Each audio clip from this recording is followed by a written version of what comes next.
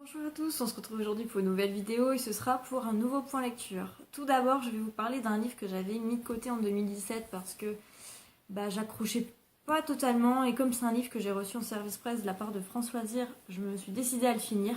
Il s'agit de Un lieu sûr de Linwood Barclay, donc qui est initialement sorti chez Belfond et qui est sorti dans le nouveau catalogue, enfin le catalogue de janvier de France Loisirs. C'est pour ça que je l'ai reçu en fait pour le chroniquer, pour la sortie du catalogue. Et je n'ai pas pu parce qu'en fait, en un mois de temps, j'avais lu à peine la moitié. En fait, c'est la suite, plus ou moins la suite de Cette nuit-là, qui est un autre livre de l'auteur. Et en fait, pour moi, c'est mon premier livre de Barclay, donc j'avais pas lu. Et en plus, on m'avait pas dit que c'était la suite d'un livre. Et en fait, en commençant le roman, on entre dans une famille en crise où la fille est en pleine adolescence. Et du coup, avec son petit ami, il décide de rentrer par effraction dans une maison et en fait un coup de feu est tiré, le garçon on le retrouve pas et donc la fille rentre chez elle, paniquée, elle raconte à ses parents qui vont l'aider et en fait il y a plein d'allusions à une autre histoire dans le passé, on rencontre des personnages, on a l'impression qu'on les connaît alors que moi je les connaissais pas, donc j'ai eu beaucoup de mal à rentrer dans l'histoire. Et puis, du coup, au bout d'un moment, je me suis dit, bon, c'est bon, j'avance pas. Je mettais 3 heures à lire 50 pages, je me suis dit, c'est bon, laisse tomber. Et puis après, là, en janvier, je me suis dit, bon, il est peut-être temps de reprendre toutes tes lectures que tu mets en pause et de les finir, ou alors de les abandonner totalement. Mais celui-là, je voulais quand même le finir parce que François Zer me l'a envoyé, donc voilà, par respect pour eux, j'ai voulu le finir.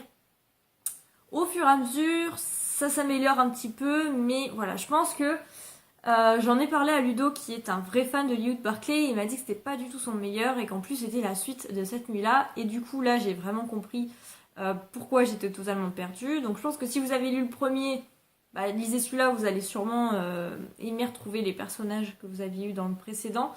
Mais en tout cas si vous voulez commencer du Linwood Barclay, je vous conseille pas celui-là parce que ça risque comme moi de vous décevoir et puis de pas vouloir reprendre un autre.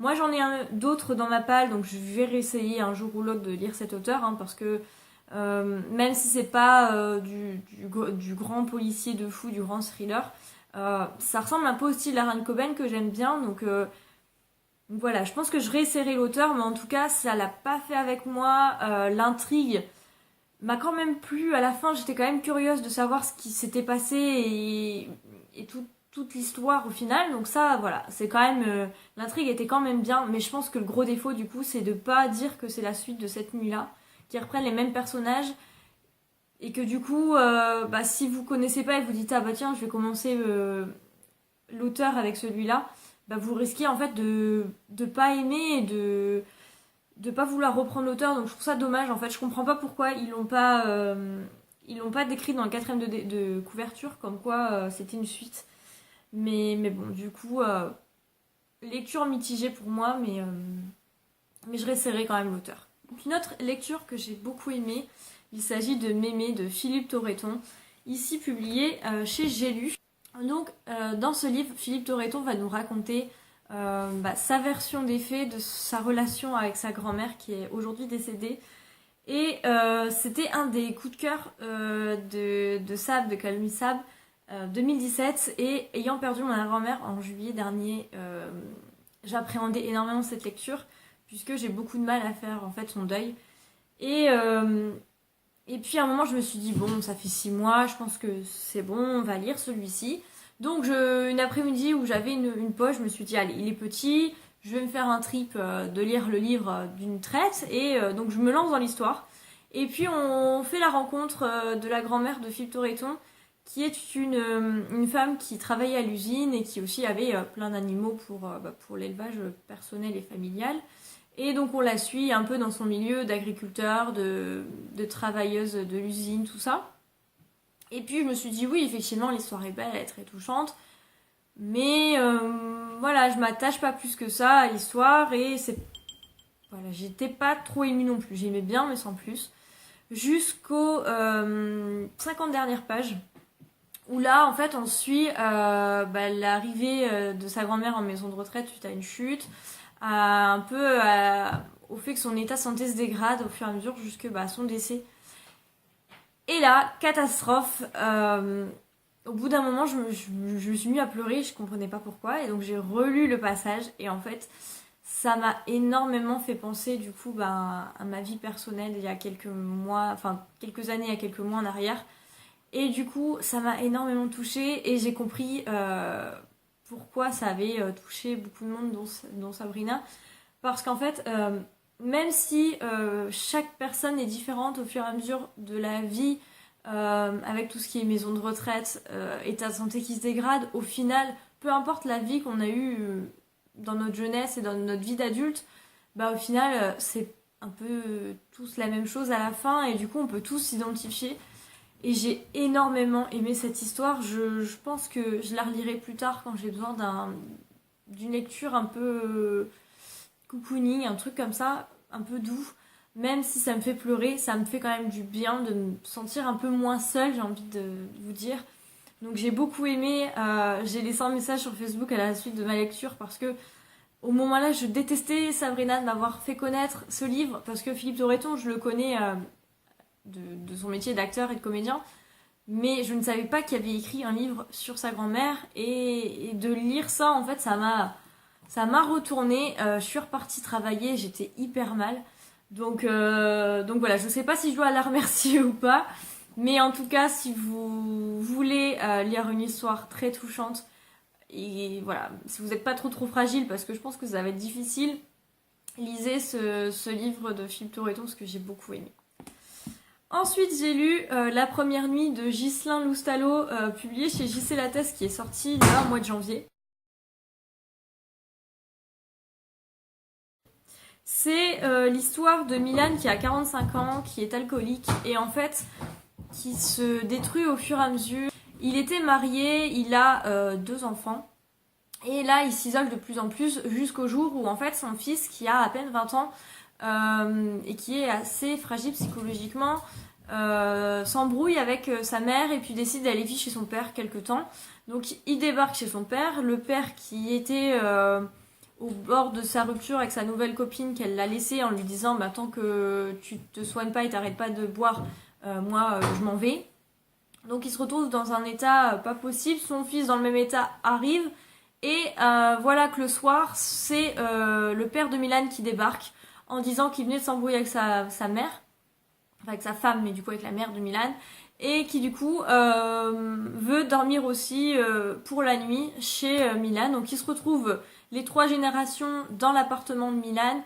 Ils sont tous les 3 aussi paumés l'un que l'autre et en fait ils ont des relations plus ou moins distantes. Ils n'ont jamais été très très proches, notamment Milan et son père. Et en fait on sent que Milan ne sait pas faire mais qu'il veut avoir une très belle relation avec son fils.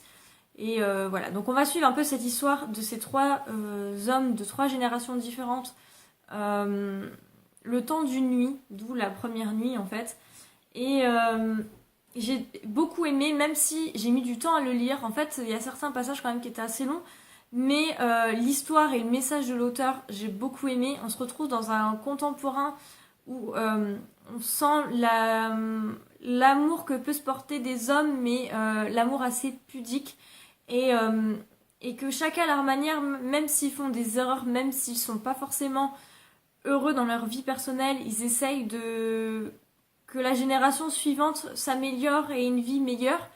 Et j'ai beaucoup aimé, j'ai notamment beaucoup aimé le personnage de Théo, qui est le fils de Milan, et qui du coup est très touchant. Et aussi, même si je pense que une grande partie de sa vie, ça a été quand même un homme assez difficile et je pense que je l'aurais pas aimé. Mais là, pour le moment du livre, le grand-père est juste... voilà, il s'ouvre un peu à son fils et son petit-fils. Et grâce à son petit-fils, il va nouer une relation avec son fils. Du coup, j'ai trouvé ça super. J'ai beaucoup aimé, en fait, cette histoire de regroupement de famille et que la nuit va leur permettre de discuter et de découvrir des choses sur eux-mêmes ou sur leur famille qu'ils ne connaissent pas forcément. Donc voilà, c'est une lecture qui peut se lire très rapidement, mais j'ai mis du temps à le lire, que j'ai beaucoup aimé, même s'il y a quelques défauts, notamment de longueur, je trouve. Mais rien que pour le fond de l'histoire, j'ai bien aimé et je vous recommande si vous aimez bien les contemporains et puis tout ce qui est histoire de famille, parce que c'est vraiment une très belle histoire de famille. Et enfin, je vais finir avec un roman qui m'a laissé sans voix.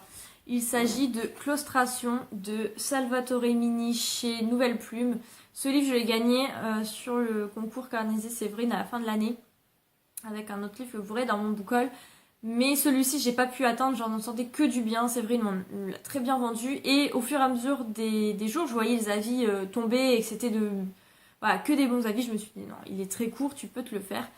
Et je me le suis fait très rapidement. Je crois que je l'ai lu en 2 fois. Ici, c'est une histoire assez atypique. En fait, il va y avoir plusieurs personnages et qui ont un point commun, c'est le signe de Gémeaux tatoué sur leur corps. On va retrouver notamment Clara qui est disparue depuis plusieurs semaines, qui se réveille dans une cellule. Elle sait pas trop ce qui se passe, c'est dégueulasse, elle attrape plein de plaies, tout ça. Il va y avoir Monsieur Concerto qui est en chambre d'isolement dans un asile. Et puis il va y avoir Charles qui vient d'avoir 65 ans, il me semble, et du coup qui doit être tué puisque pour pallier à la population qui vieillit, l'État a décidé de tuer toutes les personnes âgées de plus de 65 ans. Donc il est reclus dans sa cave et on va suivre du coup en alternance chacun de ces personnages. Et au fur et à mesure de l'histoire, on se dit mais c'est quoi ce bordel ? Et ça avance et c'est de pire en pire. Et en fait on se demande si ce sont les personnages qui sont fous, si c'est nous. Enfin, on devient mais complètement cinglé. Au début, on a l'impression que c'est Monsieur Concerto le plus fou parce qu'il est en chambre d'isolement et qu'il dit n'importe quoi. Mais au final, on se dit, mais en fait, peut-être qu'il est pas fou et que c'est toi et que on est complètement perdu. Mais vraiment, pas dans le sens où on comprend rien parce que c'est mal écrit, on comprend rien. Dans le sens où à chaque chapitre, il nous retourne le cerveau. Et franchement, c'est juste dingue, quoi. J'ai beaucoup aimé cette histoire. Le dénouement est juste dingue. Alors, vers la fin, j'ai eu quand même un doute parce qu'en fait, j'ai vu il y a quelque temps un film qui parlait du même sujet, et qui est quand même un sujet très rare. Avant ce film-là, j'en avais pas vu. Mais du coup, ça m'a fait penser à ce film-là, que je vous dirai pas. Chut, je vous dirai pas parce que déjà, de 1, j'ai oublié le titre du film, et puis de 2, ça va vous spoiler. Il n'y a aucun intérêt de vous spoiler parce que du coup, c'est toute la force de ce roman, c'est le dénouement de cette histoire. Mais franchement, c'est de la bombe ce livre, quoi. C'est con qu'on n'entend pas beaucoup parler parce que, mis à part grâce à Séverine, du coup, qui l'a fait gagner, qui l'a lu fin 2017, je le vois nulle part en fait. Je le vois que, du coup, sur le groupe, il est bien ce livre. Je trouve ça dommage parce que vraiment, c'est un livre très court, donc qui se lit hyper rapidement, qui est prenant. C'est une histoire qui est unique. Moi, j'ai pas vu ce sujet abordé ailleurs, ou alors j'ai pas encore découvert d'autres livres. Mais en tout cas, voilà, je vous le conseille. Alors après, je sais qu'il est assez difficile à se procurer parce que du coup, sur le groupe, j'ai vu que, notamment chez François Azir, il le faisait pas et que c'était assez compliqué. Mais bon, voilà. S'il y a le moyen de peut-être voir avec l'auteur, ou je sais pas, pour se procurer ce roman, parce que vraiment, je vous le conseille, c'est juste hyper bien. Et je suis ravie parce que du coup, comme je l'ai gagné, c'est l'auteur qui me l'a envoyé et du coup, il m'est dédicacé. Donc, je vais le garder. Ça rentre dans mes meilleures découvertes 2018. C'est avec le dernier hiver que vous avez vu la semaine dernière. Donc voilà, les personnages sont fous dans tous les sens du terme. Ils sont autant différents que similaires. Et pour arriver à une fin apocalyptique. Et c'est juste, voilà. Je crois que je vais arrêter. En tout cas, vous avez compris, il faut lire ce roman-là. Donc voilà, c'est tout pour mes 4 dernières lectures. Je vous mettrai, comme d'habitude, en barre d'infos les liens vers mes chroniques des livres que j'ai chroniqués sur mon blog. En attendant, je vous laisse commenter, me dire ce que vous voulez en commentaire. En attendant, je vous retrouve la semaine prochaine pour un nouveau point lecture. Ciao!